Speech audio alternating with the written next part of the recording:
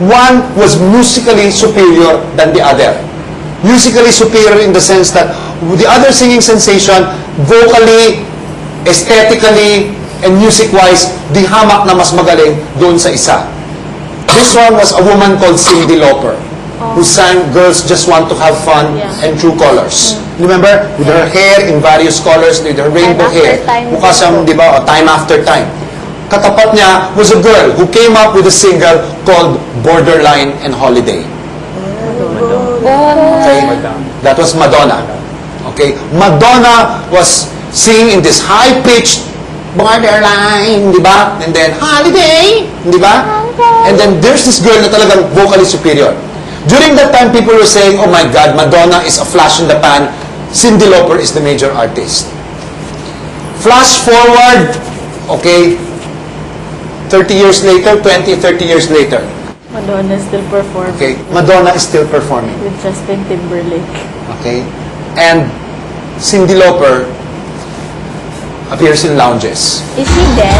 No, she's still very much not as active as Madonna. What was Madonna's secret formula? She is not really musically superior. When you come to think of it, Alicia Keys has more Grammy Awards than Madonna. Madonna has only had 3 Grammy Awards for Ray of Light, which is one of her later albums. But what kept Madonna's career? Bakit ang tagal ng career ni Madonna? She always finds something to innovate. She changes herself.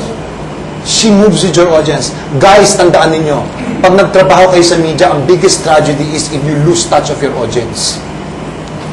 Kasi may ibang mga singer, may ibang mga artista, may ibang mga studio heads, yayaman kayo eh. Titira na kayo sa mga condo ninyo sa Forte. Makakaroon na kayo ng mga aircon cars at saka nakakompante na kayo, kakaway-kaway na lang kayo eh. Nakalimutan ninyo na ang bumubuhay sa inyong career, hindi yung aircon walls ng bahay ninyo, kundi yung mga taong bumibili sa inyo. Dapat kilala ninyo ang audience ninyo. You must always be in touch with your audience. And then, remove this whole myth that you have to act your age. There is no such thing. Yeah. You are only as new as you make yourself new. And you can only be as old as you imagine yourself to be old. Pag sinabi mo, pambata yan, tanga, ang audience mo, bata. Kung ang audience mo matanda, isa-isang mamamatay yun.